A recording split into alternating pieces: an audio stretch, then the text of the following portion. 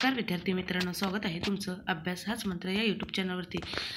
तर पहा आपण आता जो काल 14 डिसेंबरला 50-60चा जो मुद्दा होता कोर्टामध्ये, तर त्याच्यावरती सुनावणी झालेली आहे. त्याबद्दल माहिती घेणार आहोत आणि त्याचप्रमाणे शिक्षक भरतीमधील सेकंड टप्पा म्हणजेच काय की शिक्षक भरतीचा सेकंड टप्पा आणि 50 आणि 60चा जो मुद्दा होता तर त्यावरती आपण काय करणार आहे, डिस्कशन करणार आहे, माहिती घेणार आहे. त्याचप्रमाणे आता सेकंड टप्प्याबद्दल शिक्षक भरतीचा जो सेकंड टप्पा आहे तर त्या सेकंड टप्पा अजून काय केले जात आहे की त्याला गती येत नाही, तर त्याच्यासाठी भरपूर आंदोलने वगैरे झालेले आहे. त्याचप्रमाणे आत्ता देखील नागपूर येथे आंदोलन होणार आहे 18 डिसेंबरला.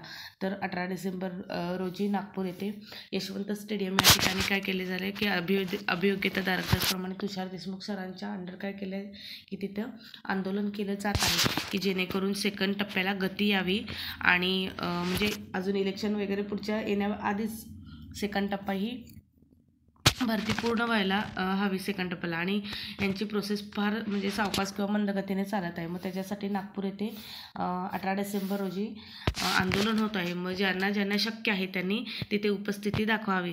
त्याचप्रमाणे नागपूर येथेच का तर आता हिवाळी अधिवेशन तोंडावरच आहे की हिवाळी अधिवेशन देखील आहे. मग त्या निमित्तानंच काय केलं जाणार आहे की तिथं सेकंड टप्प्यासाठी आंदोलन केलं जाणार आहे. मग काय होणार आहे की जे 1-2 मार्काने राहिलेले आहेत सेकंड टप्प्यामध्ये, मग त्यांना माहितीच असते की आपण कशाला पुढाकार घ्यावा बाबा की आपलं होणारच आहे. मग तशी मुलं काय करणार आहे की ते सहभाग जास्त दाखवत नाहीत. तर ज्यांना 4 ते 5 मार्कांनी कमी आहेत आपण मेरिटपासून जे म्हणजे फर्स्ट फेजमध्ये लागलेले आहे आणि 4 ते 5 मार्कापासून जे लांब आहेत ना त्यांनी आवर्जून जावं असं मला वाटते की ज्यांना शक्य आहे ते आजूबाजूच्या परिसरात जवळपास राहतात आणि ज्यांना शक्य आहे त्यांनी सेकंड टप्प्यात तिथे आंदोलनाला जावे आणि त्यांनी काय करावे की मदत करावी, पाठपुरावासाठी त्यांना आंदोलनाच्या ठिकाणी हजर राहावे. तर हे आपण माहिती घेतली. तर चला पुढे न्यूज काय बघूया. आजचीच बातमी आहे शिक्षक भरती न्यूज बघा. तर काय शिक्षक भरती आरक्षित प्रवर्गाला उमेदवारांची अटीस आव्हान, म्हणजे उमेदवारांच्या अटीस काय झालेलं आहे की अटीस आव्हान झालेलं आहे की पेपरला न्यूज आहे बघा. महाधिवक्ता सराफ धोरण योग्यच 90% नियुक्त्या आरक्षित प्रवर्गातूनच राबवलेल्या आहेत असं त्यांचं मत आहे बघा. तर चला न्यूज काय बघूया आपण. छत्रपती संभाजीनगर येथील न्यूज आहे बघा. छत्रपती संभाजीनगर शिक्षक पात्रता चाचणी म्हणजे TET ज्यांनी आरक्षणाचा लाभ घेतला नाही, म्हणजे TET एक्झाम झालेली आहे आणि ज्यांनी आरक्षणाचा लाभ घेतलेला नाही असे उमेदवार गुणवत्ता यादीतील त्यांच्या स्थानानुसार खुल्या प्रवर्गातून शिक्षण पदावर निवडीसाठी पात्र ठरवणारी अट संवैधानिकदृष्ट्या घटनाबाह्य असून ती रद्द ठरवावा अशी विनंती करणाऱ्या 3 याचिकांवरील उभय पक्षांचा युक्तिवाद पूर्ण झाला.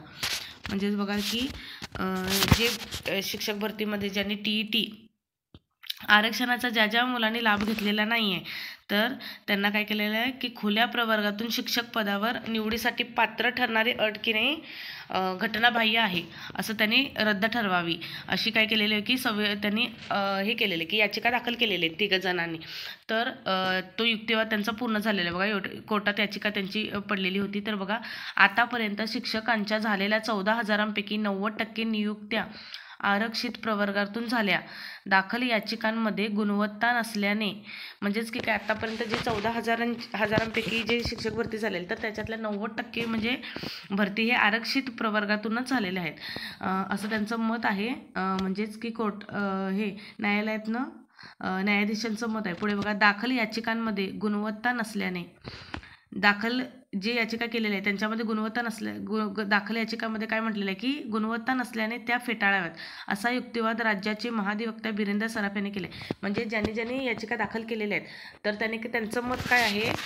तर ज्यांनी बघा बिरेंद्र सराफ यांचं मत काय आहे की ज्यांनी की कोर्टामध्ये याचिका दाखल केलेल्या आहेत ते 3 जे याचिकाकर्ते आहेत तर त्यांनी काय केलेलं आहे की आम्ही 14,000पैकी जे 90% भरती झालेली आहे तर ती आरक्षित प्रवर्गातूनच झालेली आहे आणि दाखल याचिका केलेल्या आहेत त्यांच्या गुणवत्ता नसल्याने त्या फेटाळाव्यात असा युक्तिवाद राज्याचे महाधिवक्ता बिरेंद्र सराफ यांनी केला आहे. पुढे बघा शनिवारच्या सुनावणीअंती न्यायमूर्ती कोण मंगेश तर शनिवारच्या सुनावणीमध्ये न्यायमूर्ती मंगेश पाटील आणि न्यायमूर्ती प्रफुल्ल खोबाळकर यांनी याचिका निकालासाठी राखून ठेवल्या आहेत.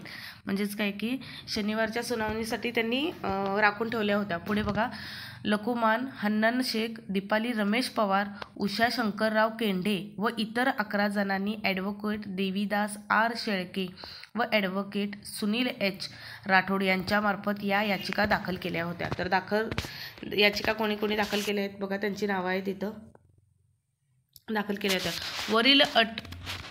वरील अट हे राज्यघटनेच्या अनुच्छेद 14, 16 आणि 1 आणि 16(4) भाग 4चा भंग असून मूळ आरक्षणाचा हेतू आणि राज्यघटनेच्या समानतेच्या तत्वांची पायमल्ली होत असल्याचं. म्हणजे ज्यांनी याचिका दाखल केल्या आहेत तर त्यांनी काय केलेलं आहे बघा की राज्यघटनेच्या 14, 16 भागमधील 1 आणि 16 भाग 14चा भंग आहे की आणि आरक्षणाचा हेतू आणि राज्यघटनेच्या समानतेच्या तत्वांची पायमल्ली होत आहे. म्हणजे समानतेची तत्वांची इथे पायमल्ली होत आहे. तर पायमल्ली होत असल्याचा युक्तिवाद याचिकाकर्तेतर्फे केला जात आहे. बघा, आरक्षण हे मागास प्रवर्गांना मुख्य प्रवाहात आणण्याचे साधन आहे. म्हणजे त्यांचं मत काय, ज्यांनी याचिका दाखल की आरक्षण हे कशासाठी आहे की मागास जी लोक आहेत की मागास वर्गीयांना पुढे आणण्याचा, प्रवाहामध्ये आणण्याचं काय आहे की साधन आहे आणि मागास प्रवर्गांना कायम मागासच ठेवले जात आहे. हा आरक्षणाचा हेतू नाही. मात्र या भरती प्रक्रियेतील आवाहनीत केलेली अट ही मागास उमेदवारांना मुख्य प्रवाहात येण्यापासून अटकाव करत असून ती घटनाबाह्य ठरवावी असा युक्तिवाद ॲडव्होकेट शेळके यांनी केला आहे. बघा, तर म्हणजे काय केलेलं आहे की समानतेच्या, म्हणजे जी याचिकाकर्ते आहेत, याचिका ज्यांनी टाकलेली आहे त्यांच्यातर्फे ॲडव्होकेट शेळके यांनी काय म्हटलेलं आहे की मागास प्रवर्गांना कायम मागासच ठेवणे हा आरक्षणाचा हेतू नाही आहे. मात्र भरती प्रक्रियेतील आवाहनीत केलेली अट ही मागास उमेदवारांना मुख्य प्रवाहात येण्यापासून अटकाव आणत आहे असून ती घटनाबाह्य ठरवावी असा युक्तिवाद कोणी केलेला की ॲडव्होकेट शेळके यांनी केलेला.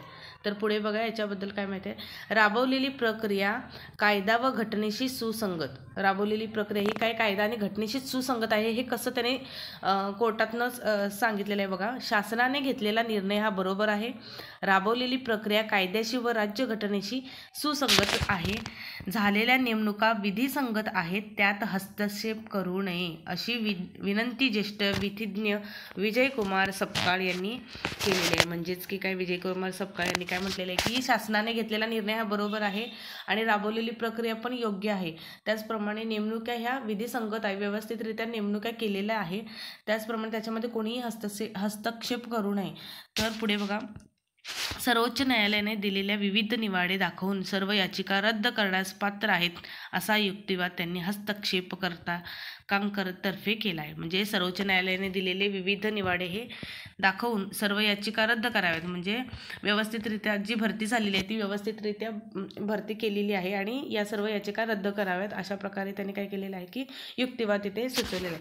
बघा, हा 50-60चा मुद्दा काल 14 डिसेंबरला 50-60च्या मुद्द्याबद्दल काय झालेली होती, सुनावणी झाली होती.